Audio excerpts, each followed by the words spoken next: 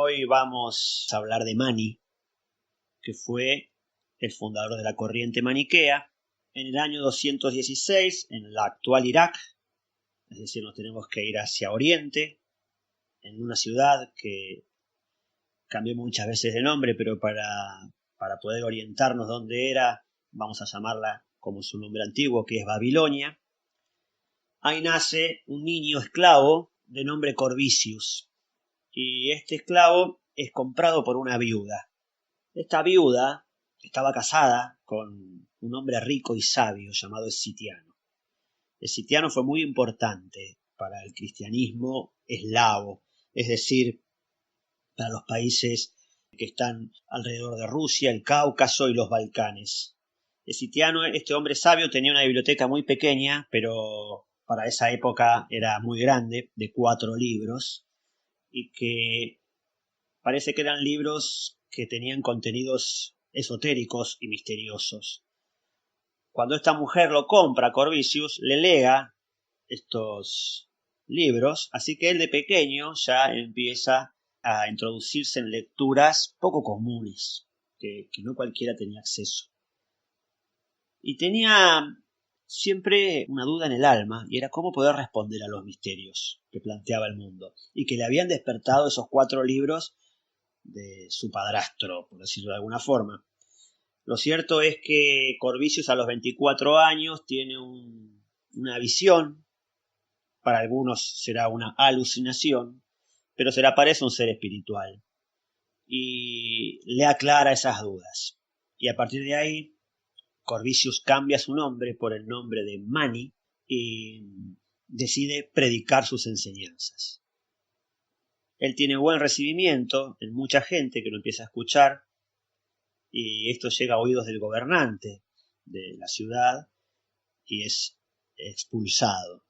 Así que se va primero para Turquestán y luego para China. Bueno, pero ¿qué era lo que decía en aquel momento Mani que causó el rechazo de su gobernante? En aquella ciudad y en aquella región, en realidad, la religión oficial se llamaba zoroastrismo. Era una religión también dual como lo va a ser el maniqueísmo, en cierta forma, es decir, que tenía una división entre lo que es el bien y el mal, y esto lo toma Mani. Pero Mani habla de no combatir el mal, y Mani contaba una leyenda de la creación del universo, y decía que los espíritus de las tinieblas alguna vez habían querido invadir el reino de la luz y conquistarlo, pero no pudieron, y entonces tenían que ser castigados por el reino de la luz. Ahora bien, como el reino de la luz no tiene nada malo, porque todo es bueno, ¿cómo iba a castigar al reino de la oscuridad? Así que decidieron, en lugar de castigarlo con algo malo, puesto que no lo tenían, tomar sustancia del bien y mezclarla con el mal. Y ahí se generó una especie de caos en la oscuridad, y se engendró algo tenebroso al principio, luego algo que fermentó, y finalmente nació un elemento nuevo que es la muerte. Así que de ese modo, el reino de la muerte se devora a sí mismo constantemente en su proceso de aniquilación. Y luego de ese proceso de aniquilación, aparece el género humano. Es decir, que el hombre primordial es, en cierta medida, lo que el reino de la luz envió para mezclarse a las tinieblas. Es decir, decirlo de alguna forma, no solo le dio la muerte, sino que le dio al hombre. Le dijo, toma, acá tenés esto, este es tu castigo. Y lo que esta enseñanza quería dejar, esta enseñanza que decía Mani, era que el ser humano era el único capaz de vencer al reino de la oscuridad en sí mismo, es decir, dentro de sí mismo. Porque venciendo al miedo y a la muerte, en una lucha interna entre esas potencias del bien y el mal, el ser humano puede elegir. Y ese paso evolutivo de elegir el bien en lugar del mal era lo que podía, en cierta forma, castigar a la oscuridad. Si después, cuando él se va a Turquestán y China, suma un nuevo elemento, que es el de la reencarnación, porque conoce el budismo, se entiende un poquito más esta idea de que el ser humano a través de la muerte vence a la oscuridad porque vuelve a nacer. Bueno, estas enseñanzas no fueron aceptadas, así que se tuvo que ir. Y estuvo muchos años afuera, fundó monasterios, fundó iglesias, tuvo una gran repercusión. Y cuando murió este gobernante, él decidió volver a su patria, pero el hijo del gobernante, recuerden que ahí eran hereditarios los cargos en la Edad Media, el hijo del gobernante pensaba igual que su padre, así que lo encarceló y le dijo, bueno, vos que sos un salvador, que sos un profeta, salvate a vos mismo, si es que tenés tantos poderes como muchos dicen. Y él, por supuesto, no contestaba las afrentas que le hacían a través de torturas y eso, sino que simplemente les deseaba lo mejor. Esto colmó la paciencia de sus torturadores y decidieron crucificarlo. Y así fue como terminó la vida de Mani, pero no su pensamiento, que perduró a través de los años, como les dije, hasta el 1200, muy fuertemente en China. Ahora bien, recuerden que Agustín fue un seguidor de Mani, y en un principio Mani también había tenido un acercamiento a la Iglesia Católica, se había encontrado con un obispo y habían discutido, y ahí este obispo empezó a decir que era una herejía. Recuerden, herejía, piensan por sí mismos. El gran problema que encontró Agustín, en principio, es un problema de autoridad, porque Agustín está 9 años en un convento estudiando el maniqueísmo, y finalmente conoce al líder de ese convento, al gran maestro de ese convento, que se llamaba Fausto.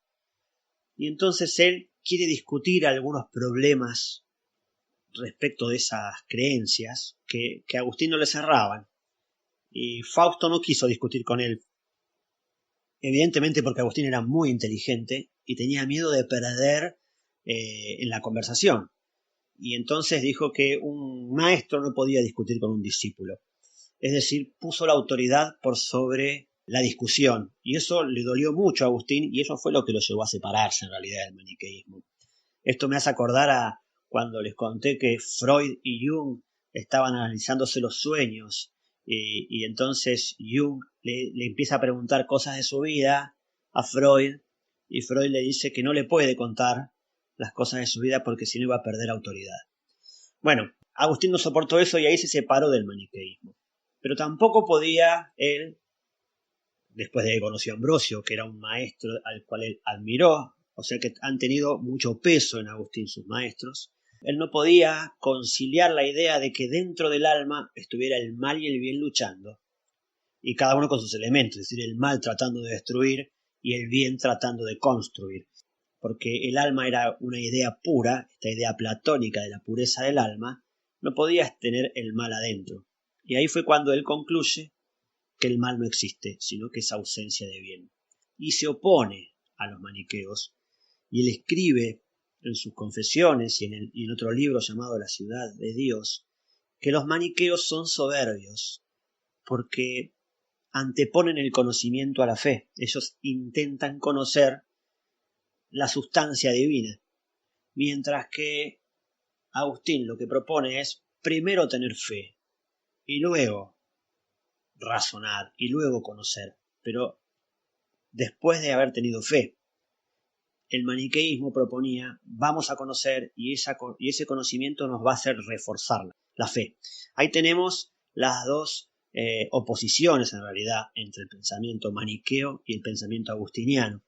Y pensemos que el pensamiento agustiniano es el que va a prevalecer durante la Edad Media. Agustín es considerado el padre fundador del catolicismo, del cristianismo de Occidente en un principio. Después va a haber separaciones y va a haber matices. Pero esta idea de que la fe está por encima de la razón es la que va a prevalecer. Y por eso las herejías, es decir, aquellos que pensaban por sí mismos, fueron perseguidos. Porque si no podían pensar por sí mismos, ¿a través de qué tenían que pensar? A través de lo que la Iglesia constituyó después, que llamó el dogma. Es decir, no podían los pensamientos correrse de unas estructuras que la Iglesia marcó, que estaban basadas en la fe. Y entonces ha habido muchísimas persecuciones a lo largo de la historia, muchas las conocen ya ustedes, y también me vuelve a la memoria en la biografía de Jung, cuando el padre le dice que tiene que tener fe y él le dice, no, yo no quiero tener fe, yo quiero conocer. Bueno, ese es un pensamiento maniqueo, en cierta manera. Buscar a través del conocimiento y no a través de la fe. Y no por negar la fe, sino que para justamente darle más solidez a la creencia y a la fe.